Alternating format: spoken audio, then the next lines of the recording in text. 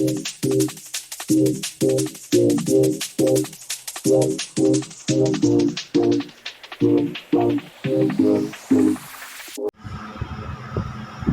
वालेकुम, कैसे हैं डियर स्टूडेंट्स।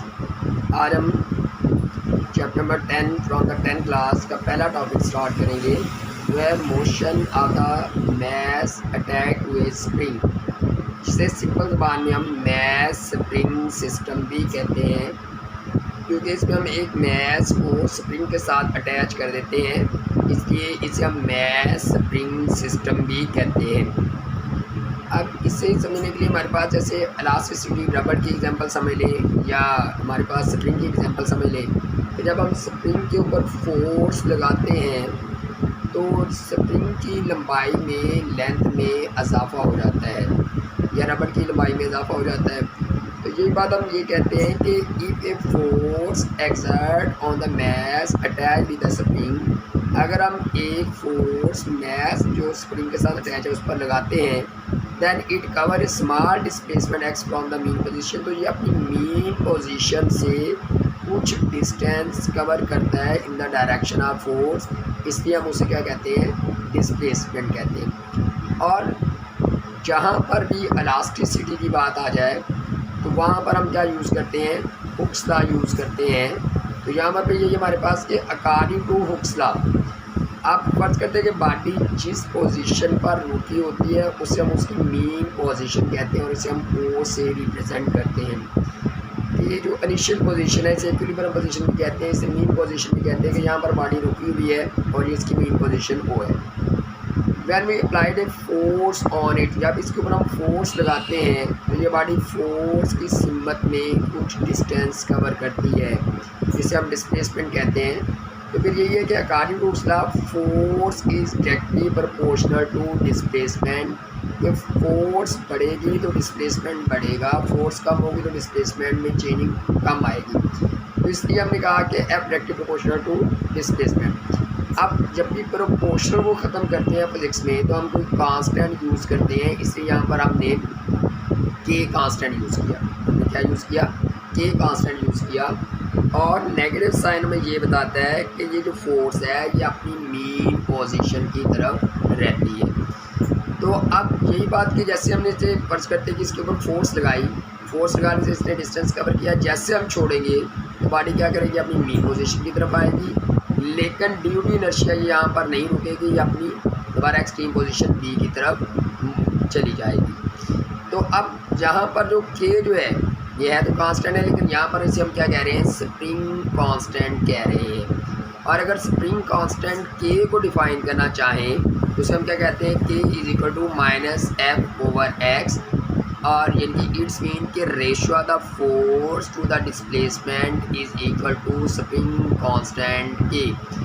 और अगर इसके यूनिट की बात की जाए तो फोर्स के यूनिट न्यूटन होते हैं, डिस्प्लेसमेंट के यूनिट मीटर होते हैं, तो इसलिए ये यूनिट क्या बन जाएंगे, न्यूटन पर मीटर।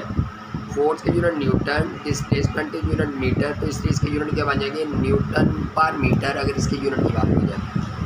अब जो स्प्रिंग कांस्टेंट के ये भी क्या बताता है कि स्प्रिंग की स्टिफनेस के बारे में बताता है कि वो स्प्रिंग जो है वो कैसा है, सॉफ्ट है या हार्ड है। तो अगर स्प्रिंग हार्ड है तो उसके लिए के की वैल्यू ज़्यादा होती है, और अगर स्प्रिंग सॉफ्ट है तो के की वैल्यू स्मॉलर होती है, कम होती है। जब स्प्रिंग मूव करेगा तो according to Newton second law of the motion F is equal to क्या है, एम ए। तो अब यानी कि फोर्स की वैल्यू स्प्रिंग कांस्टेंट के में पुट कर देंगे, के इज इक्वल टू एफ की जगह पर वैल्यू पुट कर दी minus M A over X. अब mass is always remain constant, mass हमेशा कांस्टेंट रहता है। और अब हमारे पास यहाँ से अगर ए की वैल्यू निकालना चाहते हैं तो ये डिवाइड है तो क्या है, मल्टीप्लाई हो जाएगा, जो मल्टीप्लाई है वो डिवाइड हो जाएगा, A is equal to minus K M into X. अब K constant, spring constant, M mass ये भी कांस्टेंट, तो इसलिए इन दोनों को ख़त्म करके हमने क्या लिख दिया, कांस्टेंट लिख दिया। अब जब भी कांस्टेंट को ख़त्म करते हैं तो प्रोपोर्शनल लिखते हैं, तो A directly proportional to minus X, और यही डेफिनेशन सिंपल हार्मोनिक मोशन की होती है। As acceleration is directly proportional to the displacement. यहाँ से रिजल्ट क्या निकल रहा है कि एक्सलेशन जो है वो डायरेक्टली प्रोपोर्शनल डिस्प्लेसमेंट है। तो so motion of the mass spring system is an example of the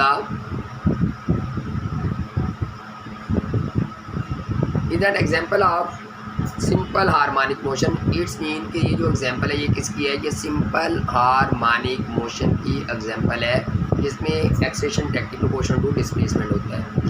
और नेगेटिव साइन क्या शो करता है कि फोर्स जो है वो always directed to its mean position, या एक्सेलेरेशन जो है वो हमेशा किसकी तरफ रहता है, अपनी मीन पोजीशन की तरफ रहता है। तो negative sign shows that force is directed toward its mean position. Force या फोर्स की क्या रहता है, मीन पोजीशन की तरफ रहता है। मेन जो बात है, जो क्वेश्चन आता है वो तो यहाँ तक पूछा जाता है कि यानी show that motion of the mass spring system is simple harmonic motion. तो यहाँ तक बात ये क्लियर हो जाती है।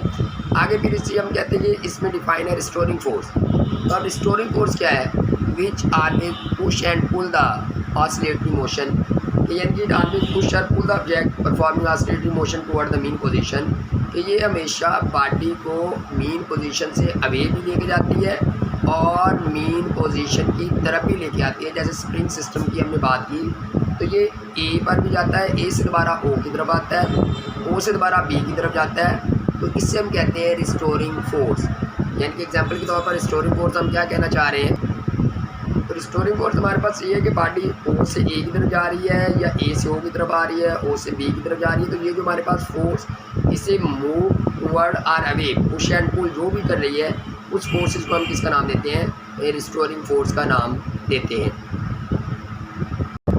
अब फर्दर इसकी एक्सप्लेनेशन की बात करें तो हम ये कहते हैं कि फर्ज करते हैं कि बॉडी जो है वो पहले रेस्ट पोजीशन में है, मीन पोजीशन में है। तो वो रेस्ट में है, तो अगर रेस्ट में है तो नेट फोर्स क्या होगी, ज़ीरो होगी। कोई भी फोर्स इस पर एक्ट नहीं करेगी और रिजल्टेंट क्या होगा, ज़ीरो होगा।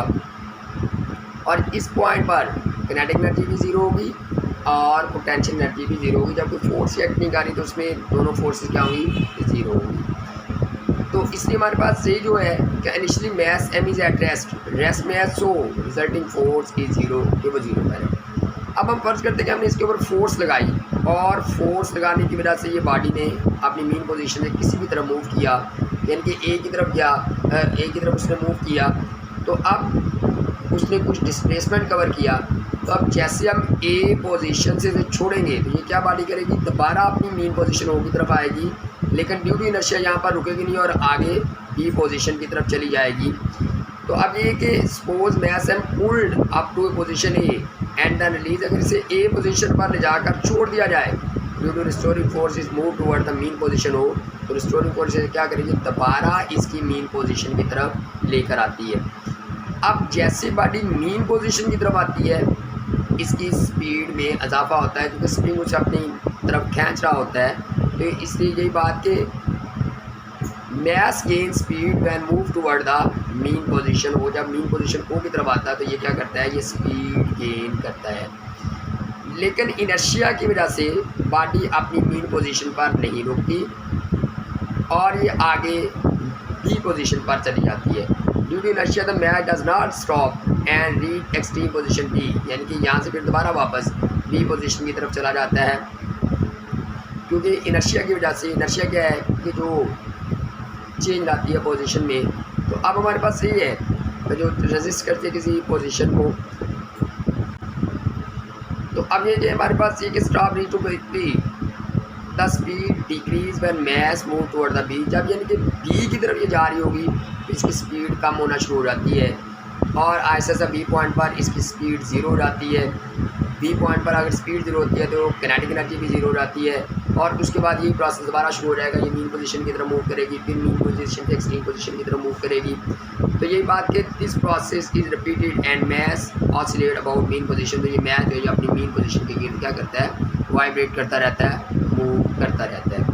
और अब अगर इसके टाइम पीरियड की बात की जाए तो टाइम पीरियड पर सिंपल ये मैस स्प्रिंग सिस्टम क्या हमारे पास, T = 2 pi m/k, 2 constant, pi constant, m mass क्या जो हमने उस स्प्रिंग के साथ अटैच किया हुआ है और के स्प्रिंग कांस्टेंट। तो अब यहाँ से अक्सर शॉर्ट क्वेश्चन में आ जाता है कि अगर मैथ्स को बढ़ा दिया जाए तो ये टाइम पीरियड जो है ये डायरेक्टली प्रोपोर्शनल टू मैथ्स के है, तो मैथ्स के बढ़ने से तो यानी कि मैथ्स स्प्रिंग सिस्टम का टाइम पीरियड बढ़ जाएगा। फॉर एग्जांपल के तौर पर अगर हम इस मैथ्स को 4 टाइम इंक्रीज़ कर देते हैं तो 4 का स्क्वायर रूट 2 होता है, तो टाइम पीरियड 2 टाइम इंक्रीज़ हो जाएगा। और अगर इसे डिक्रीज़ कर देंगे तो टाइम पीरियड भी क्या हो जाएगा, हमारे पास डिक्रीज़ हो जाएगा। तो इसलिए बेटा अब ये हमारे पास कि आपको ये बात सारी समझ आ गई होगी, क्लियर हो गया होगा। तो अगर बात वीडियो अच्छी लगी हो इसे लाइक भी कर दें, इसे शेयर भी कर दें। अपना ख्याल रखिएगा, टेक केयर।